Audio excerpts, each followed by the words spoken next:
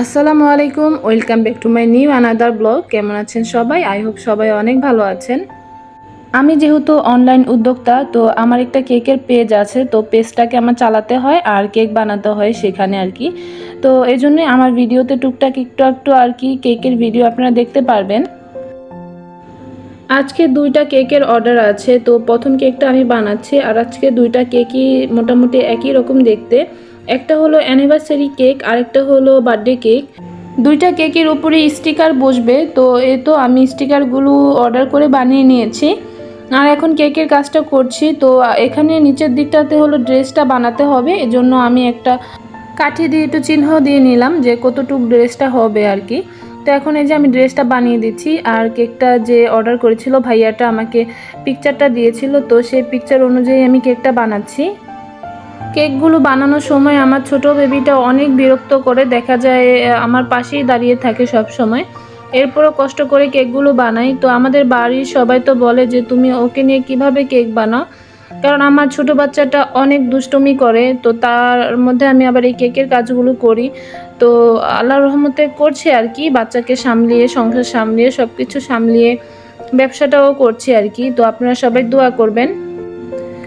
এই কেকগুলো যেহেতু আগের অর্ডার ছিল, মানে আগের ভিডিও এগুলো, তো এখন ছাড়ছি আর কি। তো এখন আপাতত আমার একদমই কাজ নেই, কারণ যেহেতু অনেক দিন কারফিউ ছিল আর একদম নেট একদম বন্ধ ছিল, এজন্য আমাদের ব্যবসা তো একদম লাটে উঠে গিয়েছে।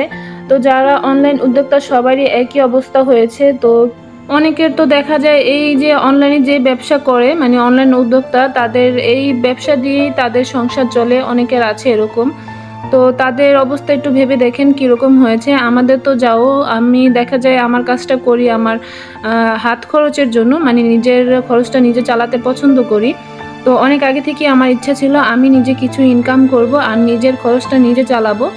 তো আমার সংসার কোনো মতেই আমার টাকা দিয়ে চালাতে হয় না, এই টাকাটা পুরোটাই আমার কাছে থাকে।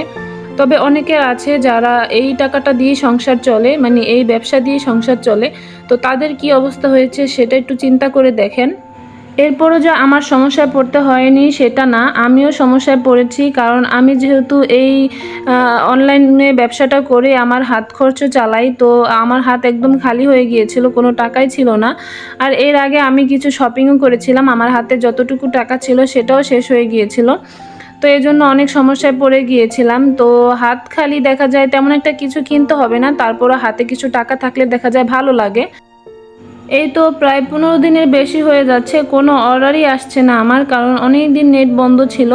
এরপরে যে নেট চালু করেছে একদম মানে স্লো কাজ করতো আর কি। আর আমাদের ব্যবসাটা যেহেতু ফেসবুকেই, গ্রুপে ছবি ছাড়তে হয়, এরপরে মানে ফেসবুকে পেজ আর কি।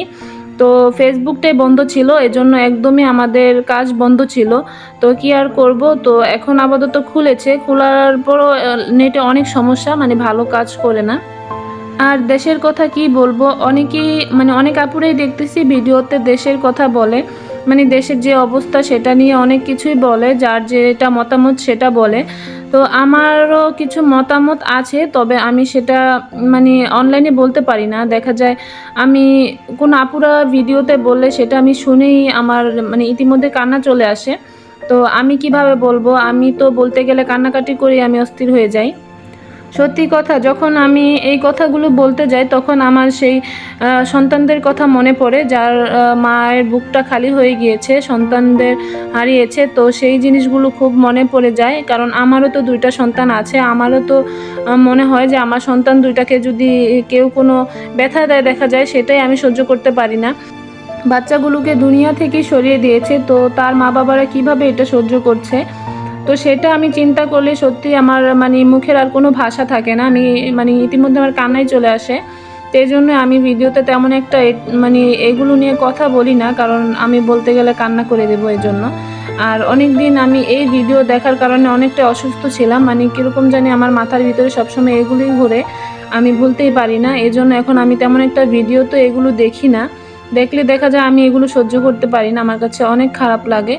আর দেশের কথা কি বলবো, আমাদের দেশে নিয়ে তো এখন আমরা লজ্জিত, মানে আমাদের বাংলাদেশ নিয়ে আমরা লজ্জিত। এতটুকুই বলবো, এই আন্দোলনে যে বাচ্চাগুলো শহীদ হয়েছে তাদেরকে যেন আল্লাহ তাআলা জান্নাতবাসী করেন আর প্রত্যেকটা মা বাবাকে ধৈর্য ধরার তৌফিক দান করুক, এতটুকুই চাবো। আর আল্লাহ তাআলা তো আছেন, আল্লাহ সব কিছুই দেখছেন, আল্লাহ ছাড় দেয় কিন্তু ছেড়ে দেয় না। তো আল্লাহ তাআলার কাছে এই বিচার দেব যে আল্লাহ যা ভালো বুঝবে সেটাই করবে। আমরা সাধারণ মানুষ আর কি করতে পারবো, আল্লাহ তাআলা আছেন, আল্লাহ তাআলাই দেখবেন। যাই হোক, 2টা কেক আমি বানিয়ে নিয়েছি। আর এখানে হলো আমার ভাসুর মেয়ে এসেছে, আর আজকে হলো আমার ভাসুর মেয়ের বার্থডে, তো ওকে হলো একটু রসমালাই খেতে দিলাম। আর এখানে হলো আয়নের বাবা টাঙ্গাইলের যে মিষ্টি সেটা অর্ডার করেছিল, এটা হলো পুরা চমচম বলে, মানে মিষ্টিটাই দেখতে একটু পুরা পুরা টাইপের। আর রসমালাই, এই 2টা অর্ডার করেছিল, সেটা হলো একটু ভাসুর মেয়েকে দিলাম খাওয়ার জন্য। আর এরপরে হলো সন্ধ্যার পরে আমার ননাসের বাসায় এসেছিলাম। আমার ভাসুর মেয়ের যেহেতু আজকে বার্থডে, তো আমার ননাস বলতেছিল ওকে নিয়ে আমার ননাসের বাসায় যাওয়ার জন্য। এই যে বাচ্চাগুলোকে দেখতেছেন, এই বাচ্চাগুলো হলো আমার ননাসের কাছে প্রাইভেট পড়ে। তো আমার ননাস যেহেতু একটা সরকারি স্কুলের টিচার, তো উনি হলো বাসায় এরকম প্রাইভেট পড়ায়, তো সে বাচ্চাগুলো পড়তেছিল আর আমি একটু ভিডিও করে নিলাম। তো যাই হোক, আপনারা বলতে পারেন যে আপনার ভাসুর মেয়ে আপনাদের সাথে কেন এসেছে, ওর বাবা মা কোথায়? তো ও সবসময় আমাদের সাথে ঘুরতে যায়, দেখবেন আমরা যে কোনো জায়গায় গেলে ওকে নিয়ে যাই সাথে করে। আর আমার আগের ভিডিওতে যে বলেছিলাম আমার একটা ভাসুর মারা গিয়েছে, সেটা হলো ওরই বাবা। তো এই জন্য সবসময় আমি ওকে সবসময় আমার সাথে সাথেই নিয়ে যাই, কারণ ও যাতে কষ্ট না পায়, যাতে ওর বাবা নাই, ও কোথাও যেতে পারছে না, এজন্য আমরা যে কোনো জায়গায় গেলে ওকে নিয়ে যাই সাথে করে। আর আমার ননাসও এই জন্য ওকে বলেছে নিয়ে আসার জন্য। তো আজকে যেহেতু ওর বার্থডে, তো মন খারাপ করতে পারে বাবার জন্য, এজন্য ওকে নিয়ে আসতে বলেছিল, তো ওকে নিয়ে এখানে চলে আসছি। আর এই তো দেখেন আমার ননাস এখানে কত খাবার দাবারের আয়োজন করেছে। তো এখানে হলো নান রুটি আর গ্রিল মানে আনা হয়েছে বাজার থেকে, আর এখানে নুডলস রান্না করেছে। আর আমার সবচেয়ে ফেভারিট ড্রিঙ্কস এটা হলো মেরিন্ডা, তো সেটা আমার অনেক পছন্দ। তো এই যে যাই হোক, এই যে আমার ননাসের মেয়েও এখানে আছে, তো ওরা সেম ইয়ার, তো ওরা বোন কম বান্ধবী বেশি, তো এক বয়সে যেহেতু ওরা 2জন বান্ধবীর মতোই, আর একজন আরেকজনকে পেলে তো মহা খুশি।